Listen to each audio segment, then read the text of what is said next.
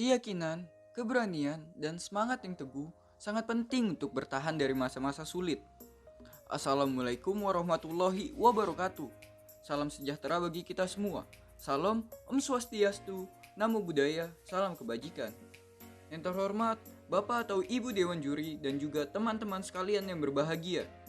Seperti yang sudah kita ketahui, kita sudah berada di masa pandemi COVID-19 selama kurang lebih 2 tahun dengan kasus sudah 4 juta orang terjangkit di Indonesia per tanggal 26 September 2021. Salah satu gejala baru yang dirasakan pasien COVID-19 adalah happy hypoxia. Happy hypoxia didefinisikan sebagai penurunan tekanan oksigen dalam darah tanpa gejala. Gejala happy hypoxia sulit untuk dideteksi dan hal tersebut menjadi salah satu indikator terjangkit atau tidaknya COVID-19 pada seseorang.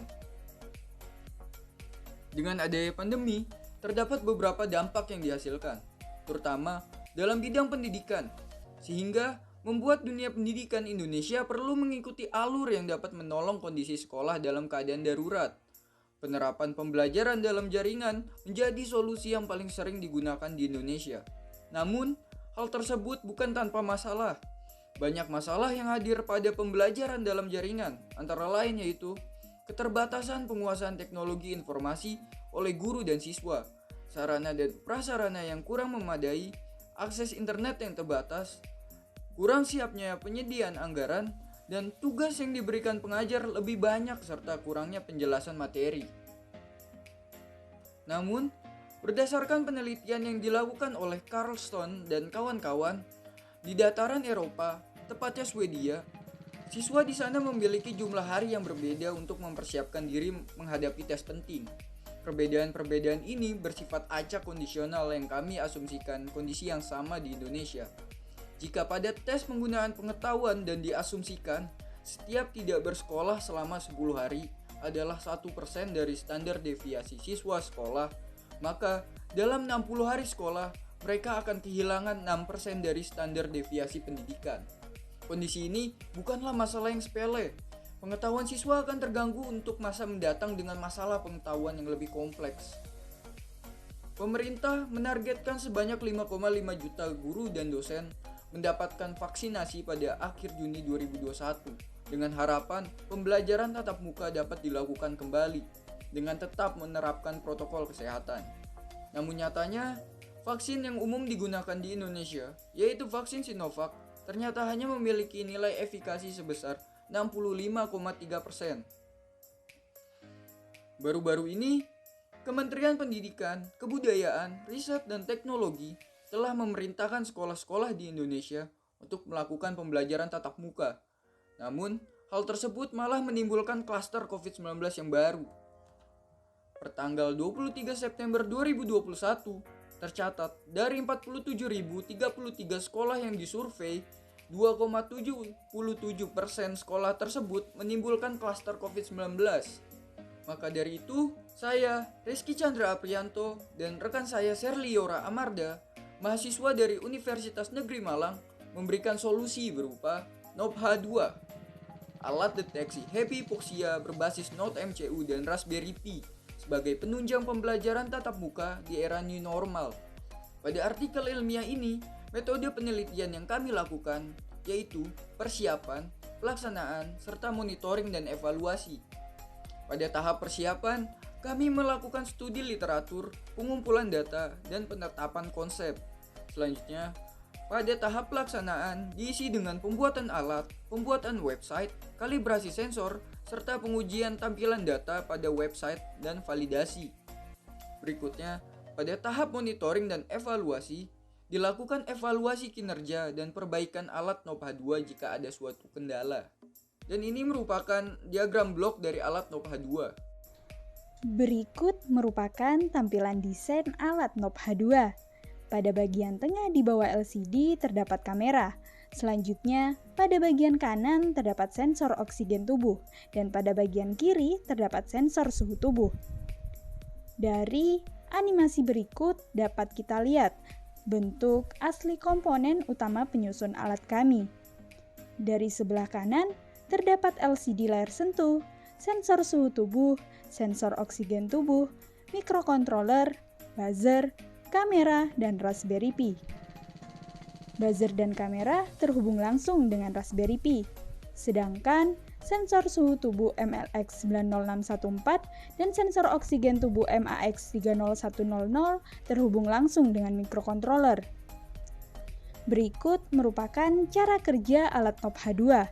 Langkah awal yang perlu dilakukan adalah menunjukkan QR Code yang telah didapat ke arah kamera seperti contoh berikut ini. Langkah selanjutnya adalah mengarahkan salah satu bagian tubuh ke arah sensor suhu tubuh seperti contoh berikut ini. Langkah terakhir yaitu memasukkan salah satu jari tangan ke dalam sensor oksigen seperti contoh berikut ini. Selanjutnya, data-data hasil pengukuran tersebut akan disimpan pada basis data, lalu ditampilkan pada tampilan website yang kami buat. Layar LCD tersebut akan menampilkan website yang kami buat seperti ini.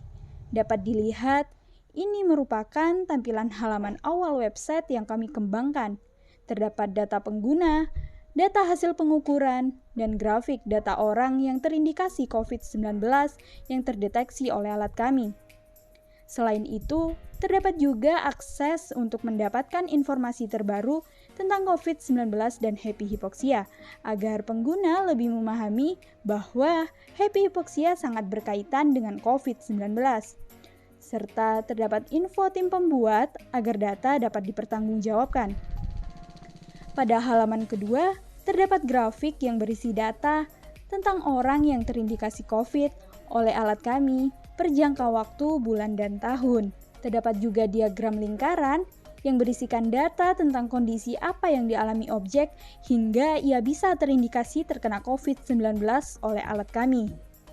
Pada halaman ketiga, terdapat juga tabel hasil pengukuran data, sehingga dapat diketahui bahwa hasil uji coba alat Knob H2 berjalan sesuai cara kerja yang ditetapkan.